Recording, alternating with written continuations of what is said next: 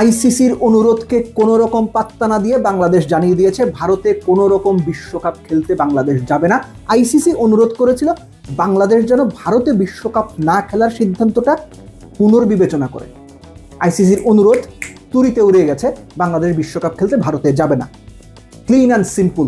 এর সঙ্গে আপনি কি জানেন যুক্তরাষ্ট্রের বা আমেরিকার বিশ্বকাপ দলের স্কোয়াডের 15 সদস্যের 4 জনকে ভারত ভিসা দেয়নি? ভিসা না দেওয়ার কারণ জানেন? কারণ তাদের রুট পাকিস্তানে। এবং এর মধ্যে একজন আছেন আলী খান, যিনি আইপিএল পর্যন্ত খেলেছেন, তার যুক্তরাষ্ট্রের পাসপোর্ট আছে, তাকেও ভিসা দেওয়া হয়নি। এই যে ক্রিকেট নিয়ে নোংরামিটা হচ্ছে, আপনি খুব স্বাভাবিকভাবে আমাকে বলতে পারেন যে আপনি অ্যান্টি ইন্ডিয়ান কথাবার্তা বলছেন, আপনার সেটা মনে হতে পারে, আমি দোষ দেব না। কিন্তু এই যে ক্রিকেট নিয়ে রাজনীতির মাধ্যমে যে নোংরামিটা করা হচ্ছে, বিশ্বাস করেন ক্রিকেটটা নষ্ট হয়ে যাচ্ছে, শেষ হয়ে যাচ্ছে। একই সঙ্গে অস্ট্রেলিয়ার জায়গায় বি গ্রুপে বাংলাদেশকে দিয়ে শ্রীলঙ্কাতে বাংলাদেশের সব ম্যাচ আয়োজন করা হবে, এরকম একটা আলোচনা হচ্ছে। আপনি কি এটা বিশ্বাস করেন অস্ট্রেলিয়ার জায়গায় বাংলাদেশে দিবে? সিরিয়াসলি আপনি এটা বিশ্বাস করেন? এই 3টা বিষয় নিয়েই আলোচনা করব।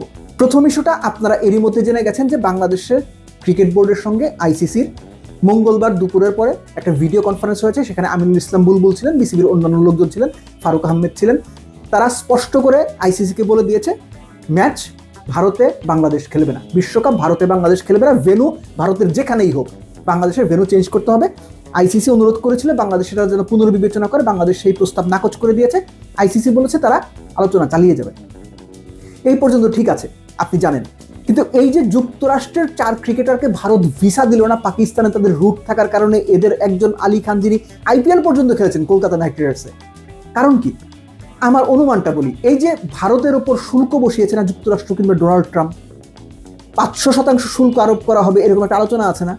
হতেও পারে এই ক্রিকেটের সুযোগে, বিশ্বকাপের সুযোগে সেটারই একটা ধাক্কা দেওয়ার চেষ্টা করলো ভারতীয়রা। আমি জানি না, এটা হইতে পারে, কেননা ক্রিকেটটা ভারতের কারণে পুরোপুরি রাজনৈতিক বাতাবরণে চলে এসেছে।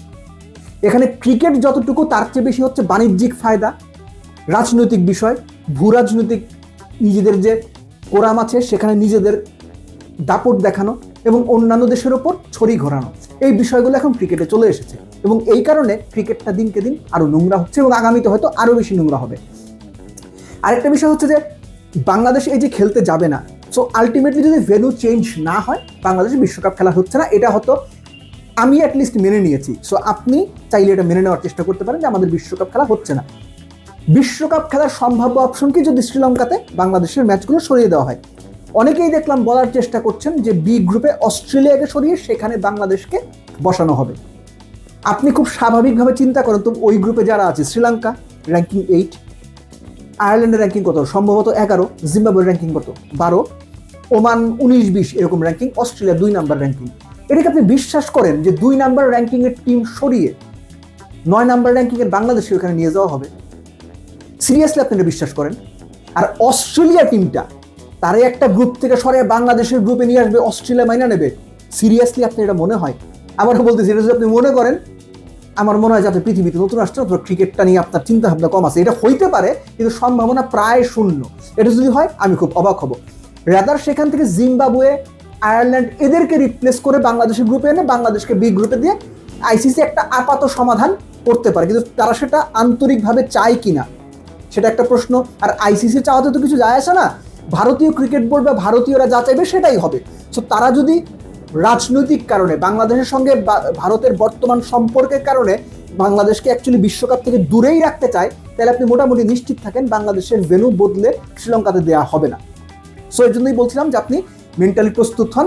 লাস্টলি শুধু বলবো যে ক্রিকেট ভদ্রলোকের খেলা আর নেই, ক্রিকেট হয়ে গেছে জুয়ারিদের খেলা, ক্রিকেট হয়ে গেছে ফিক্সারদের একটা ধরেন যে মহোৎসবের জায়গা, ক্রিকেট হয়ে গেছে এখন শুধু কারি কারি টাকা বানাও, টাকা বানানোর একটা মেশিন হয়ে গেছে। এবং একই সঙ্গে ক্রিকেটের যে এসেন্স, ক্রিকেটের যে সত্যিকারের নির্যাস বা সত্যিকারের ভালো লাগা ভালোবাসার জায়গা, এটা ভাই বাতাসে মিলিয়ে গেছে।